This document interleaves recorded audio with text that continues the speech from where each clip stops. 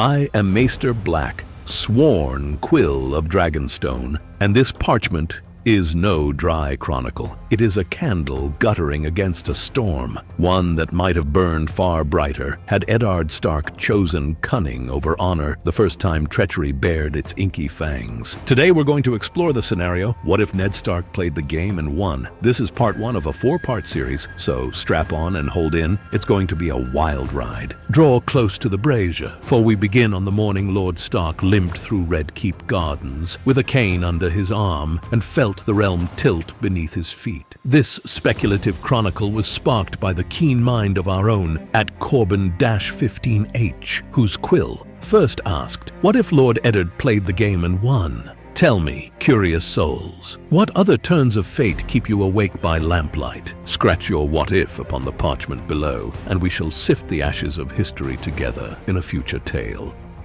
A glimmer through iron bars. The Golden Boys were laughing.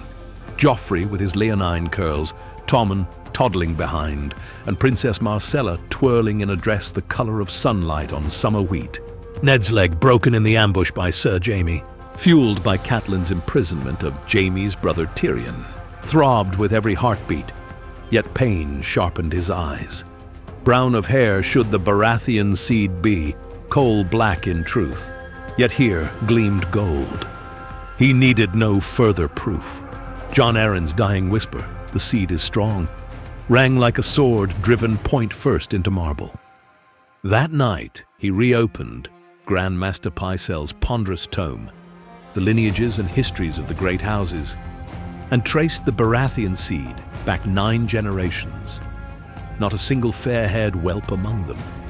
Robert's heirs were lions in stag's clothing, each one a living blasphemy against the realm's order, and Ned's honor wouldn't let him stand idle. Ghosts behind the curtain. Most men would have galloped for King Robert at once, waving the scandal like a battle standard. But fresh, bone-knitted caution into Ned's soul, Jon Arryn had rushed, which undoubtedly expedited Jon Arryn's doom. Poison, Maester Colomon's frantic purges, and a grieving wife who fled the city by night shined a candlelight to the obvious. Too many hooded figures in the moonlight for an honorable man to ignore. So Lord Stark exchanged raven quills for whispers. He summoned Barristan Selmy beneath the broken-winged gargoyles of the Tower of the Hand and laid bare the bastard truth. The old knight's knuckles whitened upon the pommel of his sword. If treason is a boil, my lord, we must lance it clean, not let it fester. Ned nodded, but neither of them were surgeons in this southern malady. Lannister gold plated every hinge in King's Landing. Littlefinger's coins clinked beneath mattresses from Flea Bottom to Visenya's Hill.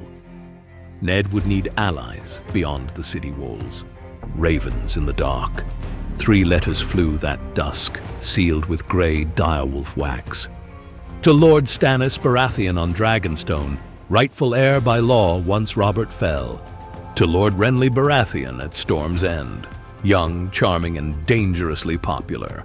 To Lady Lysa Arryn in the Eyrie, whose suspicion of the Lannisters had first drawn Ned south. But the words upon each parchment differed. The message to Stannis was plain and grim. Your brother's children are false. Ride for justice. To Renly, Ned dangled promise. Stand with the North, and we shall place a Baratheon upon the throne, unchallenged. To Lysa, he offered something rarer than gold. She would have the name of her husband's true killer, should she pledge the Knights of the Vale. For Ned had sifted Pycelle's potions, Littlefinger's leers, and Varys's perfume tidings until a single culprit emerged. Lysa herself, guided by Baelish's serpent tongue. He did not yet howl that charge to the wind. Blackmail is a quieter instrument than war horns. A wolf in sheep's counsel. King Robert returned from a brothel with wine on his beard and memories of glory in his breath. Ned, the gods curse me, but I've grown old and fat. Keep my realm safe, he sighed. Ned Stark bowed, and overnight replaced half the gold cloaks with Northmen and Stormlanders, whose captains owed more to honor than coin. He courted the small council with honeyed steel. Grand Maester Pycelle kept his feathers by swearing the potions that felled Jon Arryn were not his own.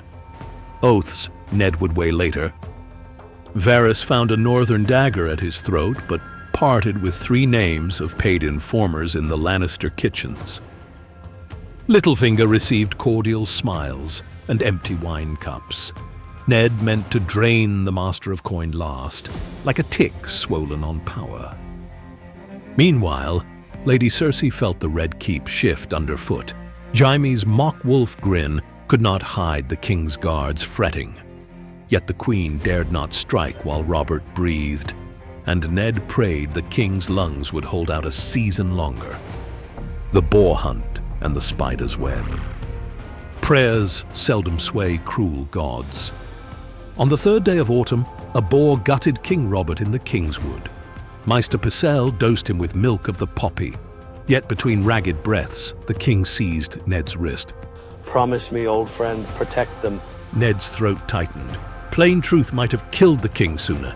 Instead, he squeezed Robert's hand and said, I will protect the realm, your grace. The parchment naming him protector of the realm bore a line Ned altered after Robert slept. Until the rightful heir comes of age. That rightful heir, he noted privately, was Stannis Baratheon, not Joffrey. When Robert breathed his last, the Iron Throne sat heavier than Valyrian steel. The Queen gathered crimson-cloaked guards. The Hand summoned captains loyal to Winterfell, Dragonstone, and Storm's End. King's Landing became a tinderbox awaiting a single spark, checkmating the Lioness.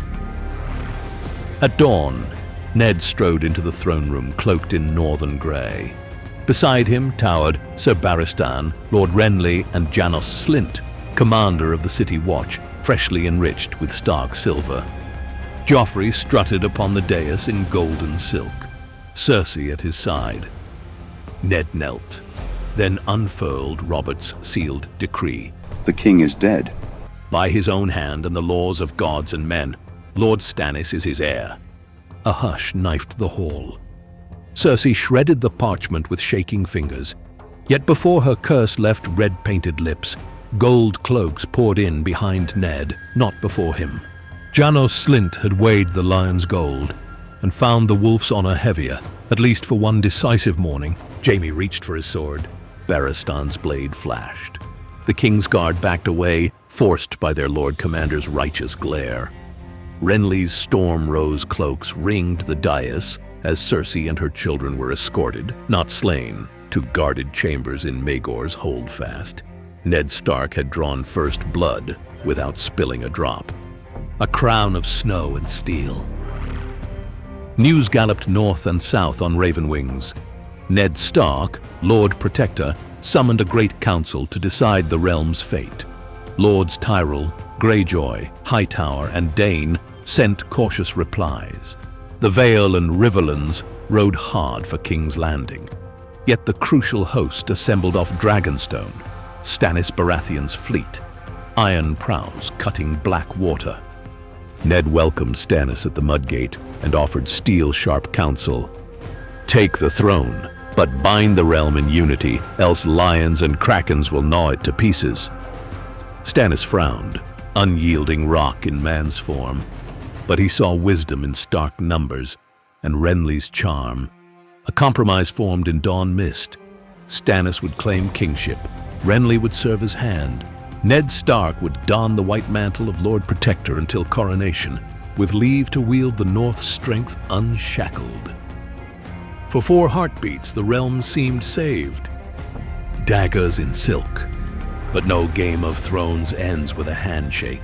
In the dark of the Maiden Vault, Littlefinger sidled to Cersei's side and spoke of dog-eared debts and lion's pride.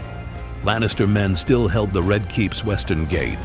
Gold bought new sellswords by the hour. Ned anticipated treachery.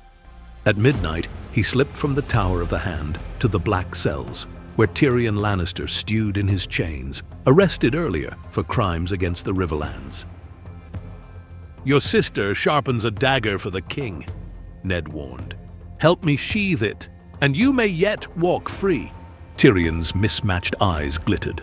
A crippled wolf, a half-man, and a stag born of stone. There's a jest in here somewhere. Very well, Lord Stark. Release me, and I'll show you how a Lannister pays his debts. Thus, the board set for its grimmest turn. Ned Stark, no longer the quiet wolf, had chosen shadow to counter shadow, intrigue to strangle intrigue. In the morning he would stand before the assembled lords of Westeros and declare the truth. Joffrey Baratheon, a bastard, Cersei, a traitor, and Eddard Stark, protector of the realm, ready to carve a path of snow and steel toward a peace the realm had not seen since dragons ruled the sky. But peace is a crown forged in wildfire, and many must burn before it cools. Thus does Lord Eddard close his fist around a dagger of knowledge, black of hair, gold of sin, while lions sleep unknowing in their silken dens. But dawn gallops fast, and when the sun breaks over the Red Keep, the game's second move will spill more than whispers onto the marble. Steel is coming.